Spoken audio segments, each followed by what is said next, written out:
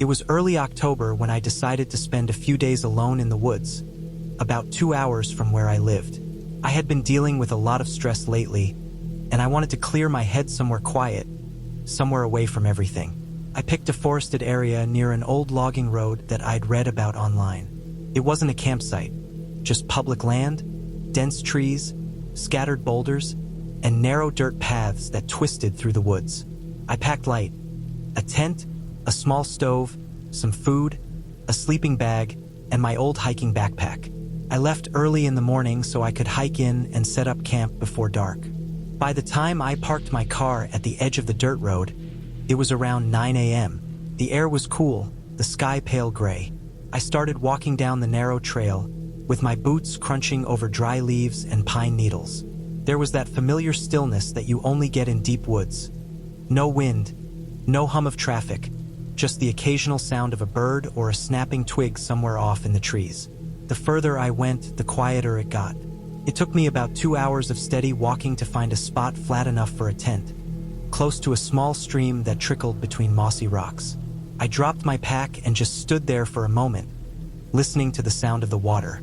It was peaceful in a way that felt heavy, like the forest had swallowed me whole. I set up camp, got a small fire going, and cooked some instant noodles for lunch. The smoke drifted upward and disappeared through the branches. After eating, I decided to explore a bit. I followed the stream upstream, weaving through thick ferns and fallen branches. The trail wasn't marked, but I tried to keep track of where I was going. Small landmarks like a leaning tree, a stump shaped like a chair, a big flat rock split in half. I went maybe a mile before I realized I was hearing something other than the sound of my boots and the stream. It was faint, just a rhythmic thumping sound, like something hitting wood. I figured it was probably a woodpecker or maybe just a branch knocking in the wind, so I didn't think much of it. But after a few minutes, I noticed it stopped whenever I stopped walking. When I took a few more steps, it started again, faint but steady. I tried to convince myself it was just an echo of my footsteps bouncing off the trees, but there was no wind, and the forest was so dense it barely carried sound. I stood there for a while, trying to listen carefully, but the noise stopped completely. I waited, then turned back toward camp. By the time I got back, the light was already fading. I added more wood to the fire and sat there watching the flames for a while. The forest around me had gone almost completely silent again. That kind of silence that makes every small noise sound huge. The crackle of the fire, the rustle of leaves, the pop of a pine cone. I felt on edge, but I kept telling myself it was just because I was alone. Everything feels different when you're alone out there. Even the smallest sound makes your body tense up. When it got completely dark, I crawled into my tent. I could still hear the faint hiss of the stream nearby. I must have dozed off for an hour or two before I woke up to a noise outside. It wasn't close, but it was distinct. A slow, steady crunch of leaves. It wasn't random movement like an animal foraging. It was rhythmic, spaced out, like someone walking carefully. My first thought was a deer or maybe a raccoon, but the sound didn't match the quick steps of small animals or the uneven movement of deer. It sounded heavier, slower. I stayed perfectly still, barely breathing. The footsteps came a little closer, then stopped. For several minutes, I heard nothing but the blood rushing in my ears. I waited, staring up at the ceiling of the tent, hoping it would start again so I could make sense of it. Eventually, after what felt like forever, I heard the sound again, only this time it was moving away, deeper into the woods. I didn't sleep much after that. Every tiny noise kept me awake. The creak of the trees, the drip of water from the branches, the shifting of my sleeping bag. When the sun finally started to come up, I crawled out, stiff and tired. The forest looked calm again, like nothing had happened. After breakfast, I walked around the perimeter of my camp, just to reassure myself. That's when I noticed footprints in the dirt near the edge of the clearing. They weren't mine, I could tell by the tread pattern. They were larger, wider, and they looked like they'd been made by boots. The prints came from the trees, stopped near my campfire, and then turned back toward the woods. I felt my stomach drop. I stood there for a while, staring at them, trying to think logically. Maybe it was another hiker who passed by and saw the light of my fire. Maybe they were just curious. But the idea that someone had walked that close while I was asleep made my skin crawl. I packed up my things and decided I'd cut the trip short, at least move closer to the road. I didn't want to spend another night in that exact spot. The hike back toward the car felt different. The woods that had seemed peaceful before now felt like they were hiding something. Every tree looked the same. Every direction seemed to twist in on itself. I followed the stream until it veered away, then used my compass to try to keep heading west. After an hour or so, I realized I wasn't seeing any of the landmarks I remembered from the day before. I stopped, took off my pack, and checked my map. I couldn't tell exactly where I was anymore. I tried to stay calm, took a short break, then started walking again. But the more I walked, the more it felt like I was just circling. Around noon, I found an old, rusted metal drum half buried in the dirt, and a few torn pieces of blue tarp caught on a bush. They looked like they'd been there for years. I marked the spot in my mind and kept moving, hoping I'd eventually hit the dirt road again. Around 2 p.m., I heard that same dull thudding sound I'd heard the first day. It was closer now, echoing between the trees. I froze. It wasn't an animal sound. It was deliberate. Thump, pause, thump, like someone hitting a tree with something heavy. I tried calling out, but my voice came out dry and shaky, and the sound stopped immediately after. I stood there, heart pounding, scanning the trees. Nothing moved. I started walking faster, my legs burning from the uneven ground. I tripped a few times over roots and rocks but didn't stop. Every so often, I thought I heard movement behind me. A branch snapping, leaves rustling. But every time I turned, the forest looked still and empty. I just kept moving. By the time the light started to fade again, I still hadn't found the road. My phone had no signal, and my water bottle was almost empty. I found a small clearing and decided to set up camp again because hiking in the dark would have been worse. I didn't bother with a fire this time. I just unrolled my sleeping bag and sat there, too exhausted to think straight. I kept the flashlight in my hand the whole time, its weak beam cutting through the darkness. At some point in the night, I woke up again to that same sound of slow footsteps. Only this time they were closer, right on the edge of the clearing. I could hear leaves crushing softly, one step at a time, pacing back and forth. I aimed my flashlight toward the sound, but the beam only lit up the first few rows of trees. I couldn't see anything. I sat there, completely still, my hand shaking as I held the light. The sound stopped for several seconds. Then there was a sudden rustle and a heavy thud, like someone dropped something onto the ground. Then silence. I stayed awake until dawn, staring into the trees. When the light finally returned, I saw what had made that thud. About 20 feet from where I slept, there was a piece of wood lying on the ground. A long, thick branch, stripped of bark, freshly cut at both ends. It looked like it had been placed there deliberately. That was enough for me. I grabbed my pack, didn't bother rolling anything up properly, and started walking again. I didn't even check my compass. I just picked a direction and kept going until my legs felt like they were going to give out. After several hours, I finally stumbled onto a dirt path that led back to the main road. When I saw my car in the distance, I almost cried. When I got home, I couldn't stop replaying the sounds, the footprints, that branch left near my camp. Maybe it was just some hunter or another camper messing around. Maybe I wandered near someone's illegal camp or some spot they didn't want people to find. I'll never really know, but what still makes my stomach twist even now is thinking about those footprints. The way they circled my fire, how close they were to my tent while I was sleeping. I haven't gone camping alone since then. I still hike sometimes, but I always make sure I'm on a marked trail, somewhere with other people around. I tell myself that what happened was probably just a coincidence, that the woods are full of noises and shadows that play tricks on you. But when I think back to that night, to the sound of those careful, deliberate footsteps just beyond the thin layer of my tent, I know for sure that someone else was out there, watching me, moving slowly through the dark, waiting for something. I left before I found out what. It was late September when I decided to take a weekend trip into the woods by myself. I had been working nonstop for months, and my head felt foggy from city noise and screens. I just wanted silence. Real silence, the kind that presses on your ears until you start to hear your own heartbeat. I picked a national forest about 3 hours away. It wasn't a park or a campsite, just an unmarked stretch of public land. I figured I'd hike in for a few miles, find a spot to set up camp, and stay 2 nights before heading back. The drive there was calm. Gray sky, a little drizzle on the windshield, trees turning yellow and red on the sides of the road. I reached the trailhead around noon and started walking with my pack. The trail was narrow and mostly overgrown, winding through thick pine and oak. Everything was damp from the rain. The air smelled like soil and wet bark, and the forest floor was soft under my boots. For the first hour or so, I felt relaxed. I barely heard a sound besides my own footsteps and the occasional bird. Every few minutes, a breeze would move through and scatter drops from the leaves onto my shoulders.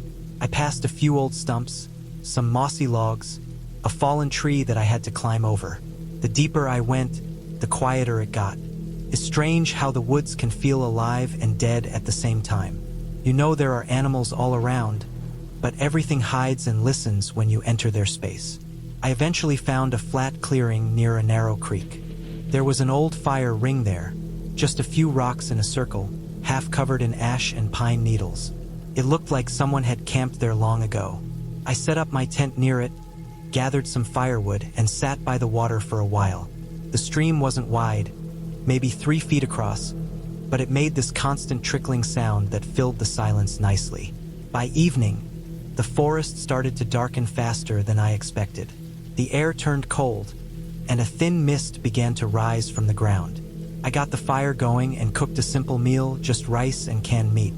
I ate slowly, listening to the small cracks of wood in the flames. Beyond that, nothing moved. It was peaceful in a heavy, strange way. When it got completely dark, I climbed into my tent. I could still hear the faint hiss of the fire outside, fading as the embers died. I must have fallen asleep for a while because when I woke up, everything was black and silent. No firelight, no breeze, not even the sound of the stream, just stillness. Then I heard something, a soft crunch of leaves, far off but clear. I froze. The sound came again, spaced out, like slow footsteps moving across the forest floor. At first, I told myself it was an animal, maybe a deer or raccoon.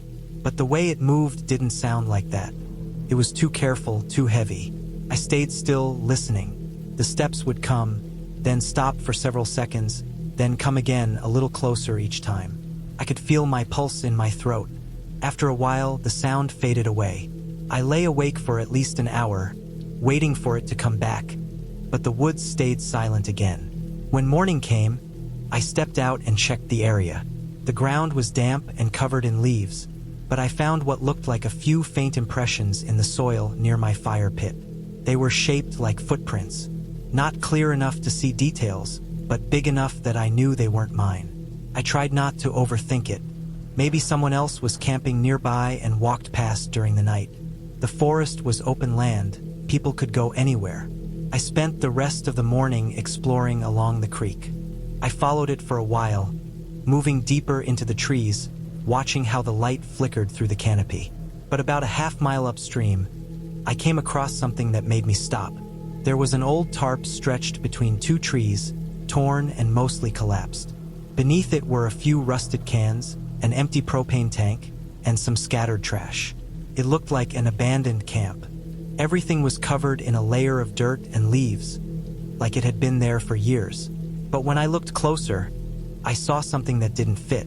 There was a freshly cut branch lying across one corner of the tarp, and next to it, a newer-looking backpack, dark green, barely wet from the morning dew. Couldn't have been there long. That uneasy feeling came rushing back.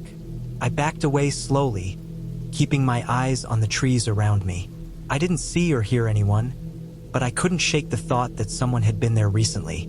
I turned and walked back toward my own camp, faster this time, glancing behind me every few steps.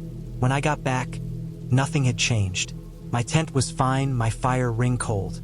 I tried to calm myself down, boiled some water, and ate lunch. But that feeling of being watched wouldn't leave. Every crack of a branch made me flinch. Every gust of wind through the leaves sounded like movement.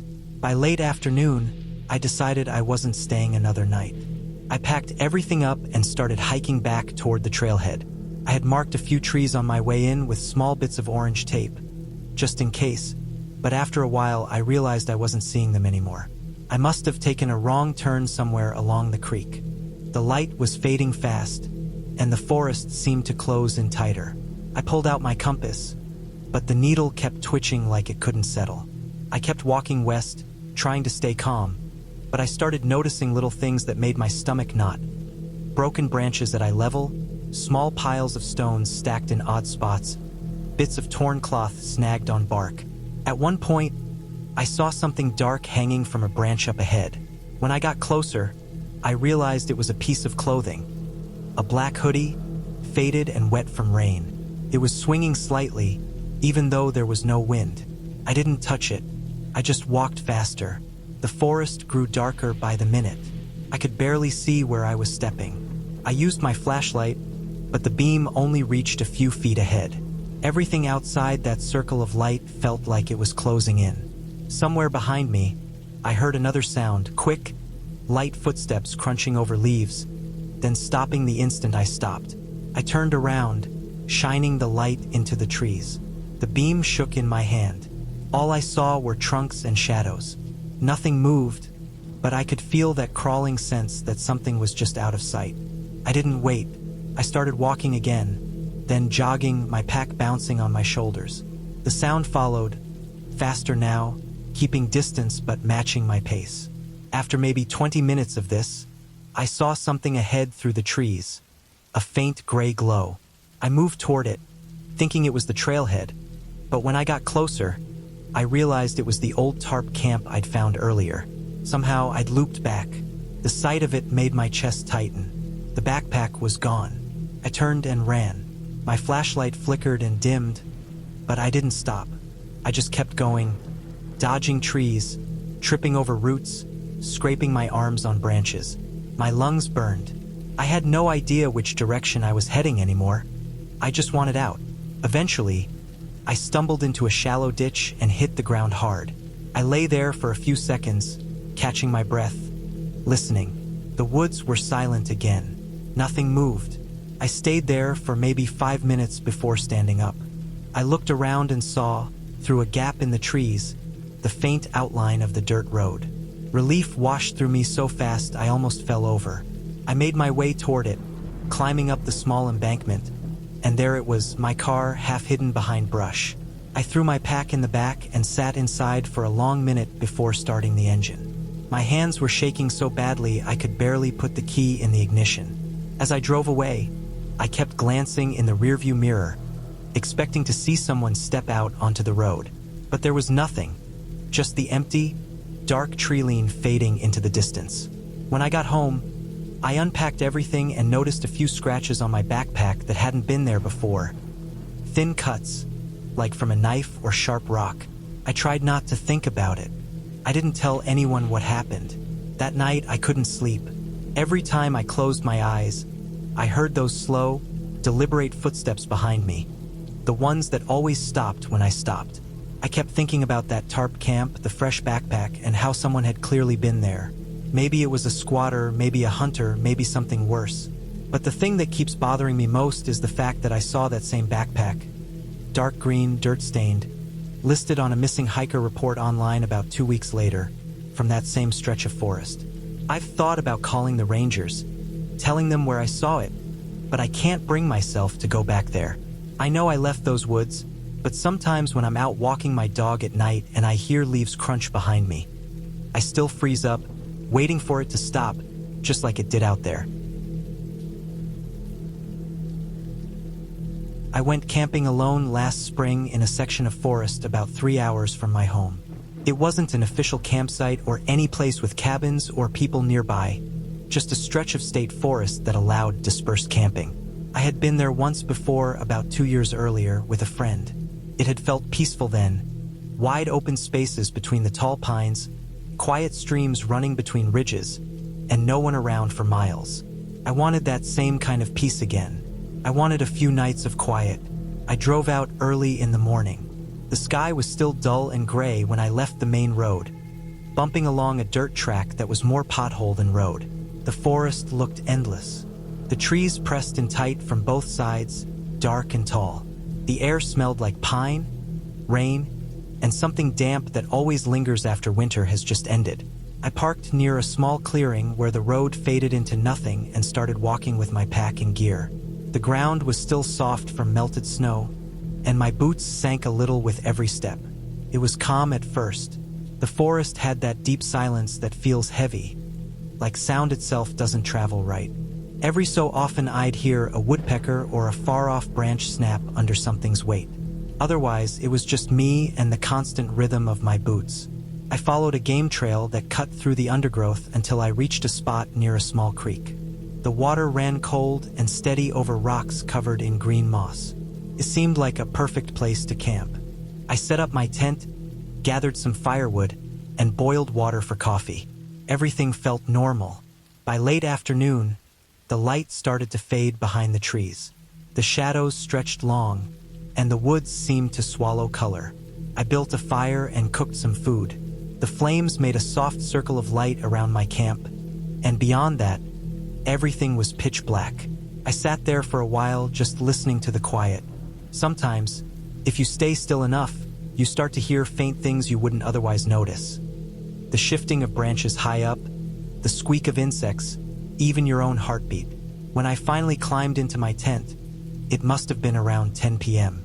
I zipped it closed, crawled into my sleeping bag, and lay there listening to the faint hum of the stream. I wasn't tired yet, but I turned off my headlamp and closed my eyes anyway. I must have drifted off for maybe an hour or two when I woke up suddenly, unsure why. At first, everything sounded the same, just the soft rush of water nearby. Then I heard something else. It was a slow crunching sound, faint but distinct, coming from the woods behind my tent. It was irregular, not like an animal moving on four legs. It sounded like footsteps, deliberate, slow, dragging slightly, then stopping for a few seconds before moving again. I stayed still, barely breathing. I tried to tell myself it was just a deer or maybe a bear moving through, but the steps kept a rhythm that felt too human. The sound moved closer, stopping just beyond where the firelight would have reached if it were still burning. Then it stopped completely. I lay there, every muscle tensed, waiting to hear it again. The forest had gone completely silent. No wind, no bugs, nothing. Just that heavy, unnatural kind of quiet that makes your ears ring. After several minutes, when I thought maybe it had been my imagination, I heard it again. But this time, it was on the other side of my camp, like something had circled around. The steps were slower now, softer, like whoever or whatever it was trying to be quiet. My chest tightened. I stared at the roof of my tent, trying to decide what to do. I didn't have a weapon other than a small hatchet in my pack. I thought about unzipping the tent and shining my light out, but I couldn't bring myself to make a sound. Then, after what felt like forever, the sound faded away. The woods went back to being still again. I didn't sleep the rest of the night. I lay there until the gray light of morning started to creep through the tent fabric. When I finally stepped outside, the ground was wet from dew. My fire pit was cold and nothing seemed disturbed, at least not at first. Then I noticed a patch of dirt near the edge of camp. There were faint footprints pressed into the soil, half smeared but clear enough to see they weren't mine. The tread looked like boots. The prints led toward the creek, then disappeared into the soft mud. I walked around a bit, trying to follow them, but they vanished quickly among the leaves. I couldn't tell how old they were, but they looked recent. I tried to tell myself maybe a hiker had wandered by during the night, though I hadn't seen a single person since arriving. I thought about packing up and leaving right then, but the sun was shining, and everything looked calm again. So I convinced myself to stay one more night. I spent most of that day hiking further along the creek, exploring. The deeper I went, the denser the forest got. The trees grew closer together, and the light barely reached the ground. I found an old hunting blind nailed up in a tree, weathered and falling apart. Nearby was an old rusted can and a torn piece of cloth hanging from a branch, stiff with age. It felt strange being that deep in the woods with no signs of anyone else around for miles. As the sun started to dip again, I turned back toward camp. When I got close, I noticed something immediately wrong. My pack, which I'd left next to the tent, was unzipped. Some of my gear had been moved. A few granola bars, a flashlight, and my small cooking pot were scattered on the ground. I froze, scanning the trees. Nothing moved. I checked the tent, but it was untouched. I told myself it must have been an animal, maybe raccoons, but I'd hung my food bag higher up in a tree specifically to keep animals out, and that was still there. Whatever had gone through my stuff had done it carefully. I repacked everything, built another fire, and sat there until it got dark. Every noise made my skin prickle. The snapping of branches, the rustle of leaves, the faint sounds that usually meant nothing suddenly felt like something watching. By the time I got in the tent that night, I was too tense to sleep. I lay there for hours, staring into the dark, listening. Sometime after midnight, I heard the sound again. Slow footsteps, coming from the same direction as the night before. I held my breath, listening as they came closer and closer. I could hear the soft crunch of leaves right behind the tent now. My heart pounded so hard I could feel it in my throat. The steps stopped right outside. I could hear faint breathing, slow and heavy, like someone standing still, just feet away from me. I stayed completely still. Minutes passed, or maybe just seconds, I couldn't tell. Then, just as suddenly, the sound of footsteps began again, moving away, slow and steady until they faded into the distance. When morning came, I got up and started packing immediately. I didn't even make coffee. I just wanted to get out. The woods looked the same as before. Quiet, harmless, but I couldn't shake the feeling that something had been watching me all night. As I packed up the last of my gear, I noticed something hanging from a branch near the creek. It was a small strip of fabric, dark, damp, and torn. I recognized it instantly. It was from my tent's rainfly. There was no way it could have torn off by itself. It looked like someone had cut it cleanly with a knife. I grabbed my stuff and left. The hike back felt twice as long. Every few minutes I looked over my shoulder, expecting to see someone behind me. I didn't stop for water, didn't rest until I reached my car. When I finally broke through the tree line and saw the dirt road again, the relief hit me so hard I almost laughed out loud. I tossed my pack in the car and got in. Before I started the engine, I sat there for a minute, looking out at the wall of trees. Everything looked still, but that same uneasy feeling crawled up my spine again. I started the car and drove, watching the forest shrink in the rearview mirror until it was gone completely. When I got home, I cleaned my gear and checked everything. That's when I realized something else was missing. My spare map, the one I'd kept in the side pocket of my backpack. It had my marked route drawn on it in pen, including where I'd camped. I never found it. I still think about that trip sometimes, especially late at night when it's quiet. I think about those footprints, the unzipped pack, the fabric torn from my tent, and the sound of those slow, patient steps circling me in the dark. I never saw anyone, never found out who or what was out there, but I know what I heard. Whoever it was didn't rush me, didn't attack, didn't say a word. They just watched. And for some reason, that still scares me more than anything else. Because I realized later that I'd never heard them approach the first time. I'd only heard them when they wanted me to. There's something about the woods that feels different when you're out there alone. I don't mean the way they look. Trees, dirt, branches, all that. I mean the way they feel. Like they're breathing around you. Like you don't belong there, no matter how quiet you try to be. That night, I learned exactly how far that feeling can go. It started as a short solo camping trip. I'd done a few before, nothing serious. Just drive out past the town limits, hike a couple miles in, set up camp near a creek or ridge and stay overnight. I liked the quiet. It was supposed to clear my head. That weekend, I picked a patch of forest I'd only been to once before, years back, with friends. I remembered the trail being rough but manageable, with a few nice open spots along a small river that ran through the woods.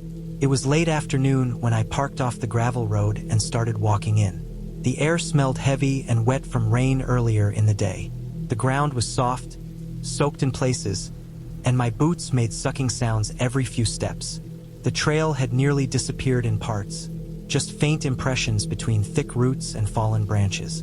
I followed what I could, moving slower than I thought I'd need to, just watching how the trees leaned and how the light faded through them. By the time I reached the clearing I'd been aiming for, the sun was already low. The clearing was maybe 20 yards across, flat, with a thin layer of pine needles and damp leaves. I set my tent up near the tree line, facing the creek that cut through the edge of it. You could hear the slow trickle of water, the hum of insects, the occasional distant crack of something falling in the woods. I made a small fire, cooked a bit of food, and sat watching the flames until they started to die down. That was when the unease started. It wasn't anything specific. No noise, no shadow, nothing I could point to. Just that shift in atmosphere, that silent pressure you can't explain. The woods had gone quieter than before. Even the creek seemed softer, like it was muffled. I thought maybe it was just the cold settling in, or maybe my brain reacting to being alone in the dark. I told myself I'd sleep it off. I crawled into my tent, zipped it closed, and lay on top of my sleeping bag, listening. The forest had this rhythm to it, distant drips, faint rustling, the occasional snap of wood. But after a while, I noticed something that didn't fit the pattern. A single sound, faint but steady, somewhere beyond the creek. It wasn't loud, but it was rhythmic. At first I thought it was water hitting something, but then I realized it wasn't that consistent. It was more like steps, slow, uneven, moving through wet ground. It stopped for a while, and I almost convinced myself it had been an animal. But then it came back. A few steps, then silence. Then another few, closer. My tent was facing the creek, and through the mesh I could just barely make out the outline of the trees under the moonlight. The woods were dim silver in some spots, pitch black in others. I could see the reflection of the water in tiny flashes, and that made it worse because if something moved across it, I'd see it. I lay perfectly still, every breath shallow. My heart was pounding so hard I could hear it in my ears. I didn't move for minutes, maybe longer. Then, when the steps stopped completely, I realized how quiet everything had gotten again. No backs, no verts, no water, just that low hum of air pressing around me. I don't know how long I stayed awake after that. Eventually, I must have drifted off from exhaustion. When I opened my eyes again, it was still dark, but something felt off. It wasn't a sound this time, it was smell. A thick, metallic scent that hung in the air. It reminded me of rust or blood. I unzipped the tent slowly, just enough to peek out. The fire pit was cold ash now. The creek looked darker than before. I stepped outside, pulling my jacket tight around me, and scanned the clearing with my flashlight. The beam caught trees, rocks, the reflection of water, and then it caught something else. There were footprints. They were faint but visible in the wet ground, starting from the far side of the creek and ending maybe 10 feet from my tent. Bare footprints. No shoes, no tread marks. Just the clear shape of a human foot pressed into the mud. The toes, the heel, every detail. They stopped abruptly, like whoever made them had just disappeared into thin air right there. The ground was too soft for the prints to just end like that. I crouched to look closer and noticed something else. The prints were slightly filled with water, like they'd been made earlier and had started collecting moisture from the air. That metallic smell got stronger the longer I stayed crouched. I turned my flashlight toward the creek and saw the faint shimmer of something on the rocks. Dark stains. It looked like blood. Not a huge pool, but enough to make my throat tighten. It was smeared across the stones and faded downstream. I remember feeling my whole body start to shake. Not from cold, but from this raw fear I couldn't reason away. It wasn't just the footprints. It was the fact that they'd been bare. That someone had crossed through the woods, barefoot, in the middle of the night, bleeding enough to leave marks, and had stopped just outside my tent before vanishing again. I packed my stuff in the dark. I didn't care about the noise or the weight or what I left behind. I just wanted to be gone before the sun came up. Every twig snap sounded like something following me. Every gust of wind felt like breath on my neck. It took me twice as long to find the trail back because I kept losing the path in the dark. My flashlight dimmed near the halfway point, and I remember feeling panic rising in my chest. thinking I'd never make it out. But then the trees started thinning, and I finally saw the glint of my car through the brush. When I reached it, I didn't stop to look back. I threw my pack into the passenger seat and drove.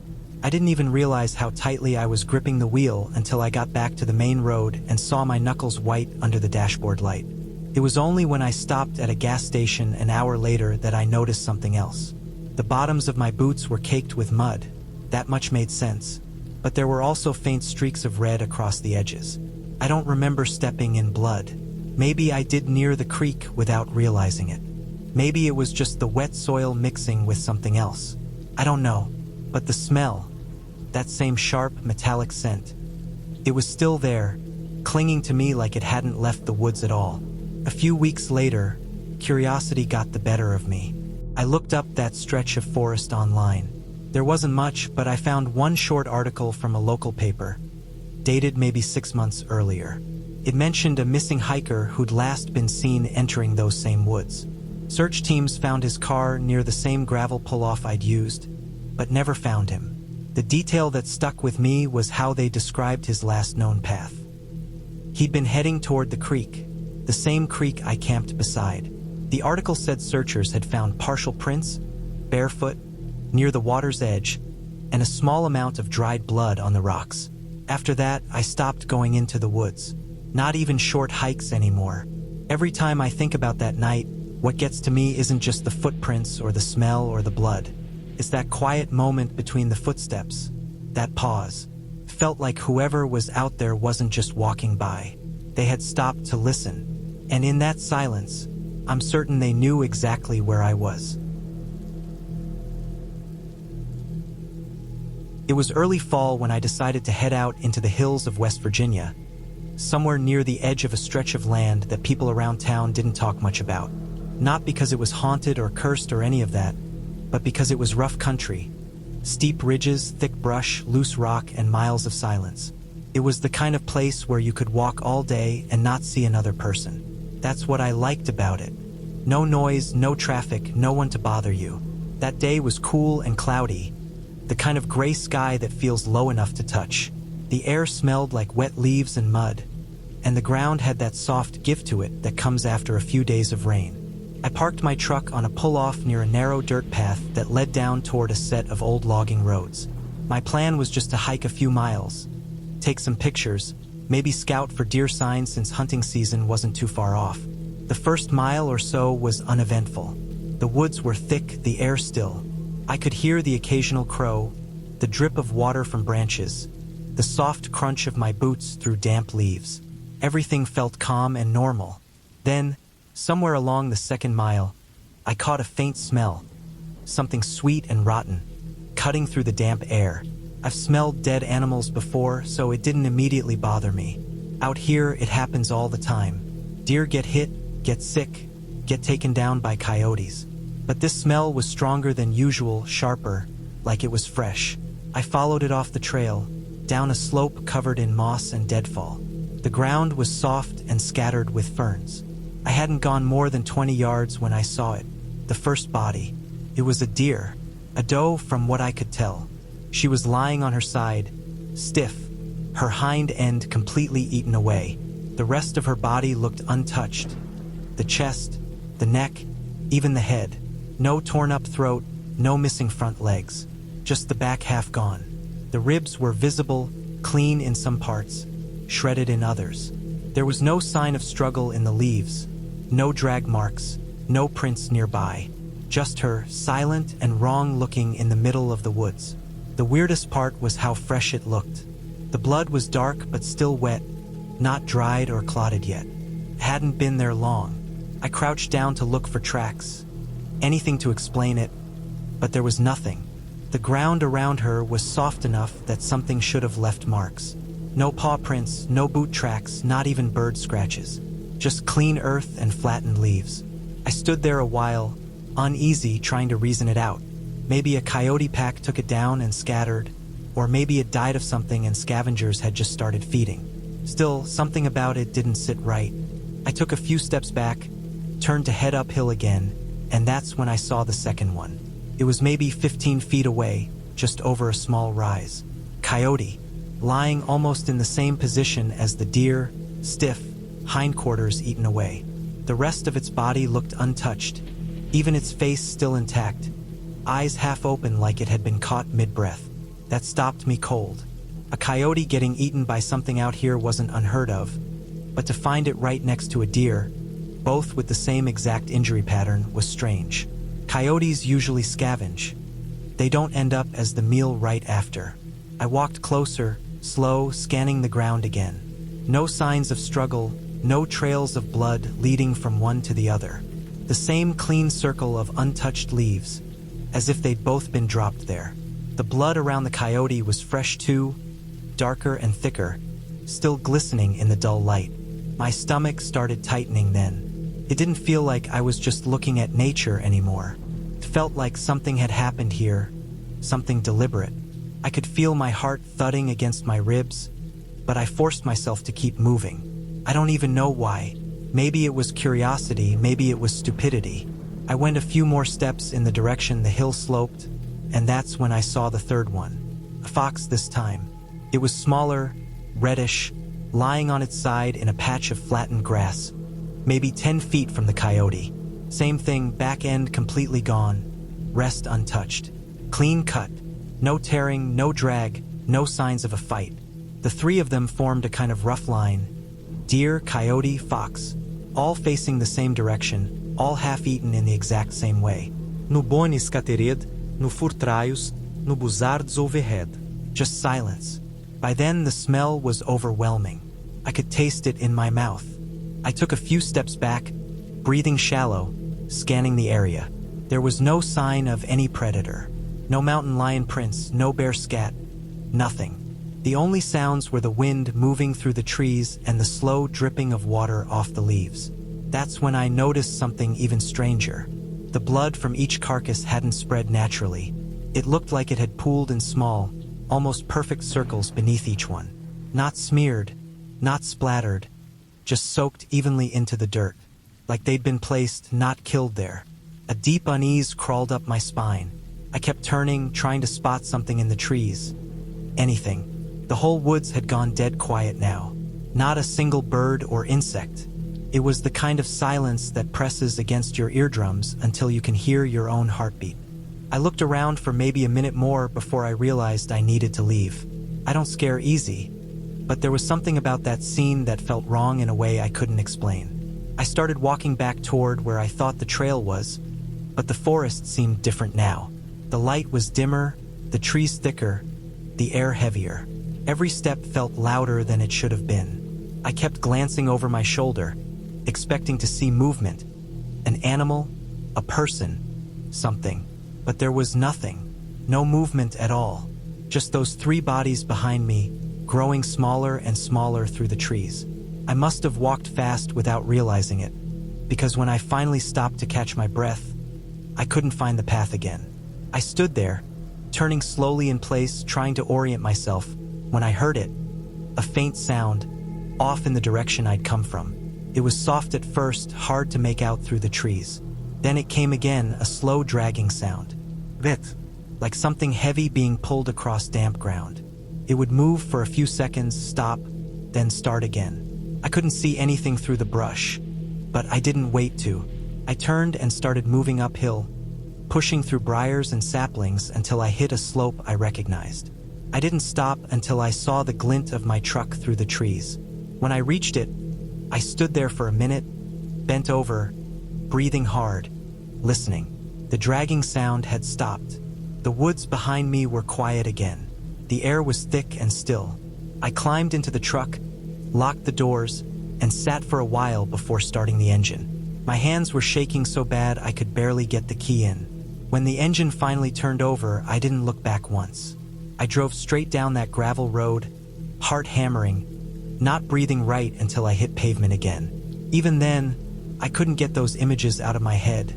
The deer, the coyote, the fox, all of them with the same wound, the same pattern, the same eerie stillness.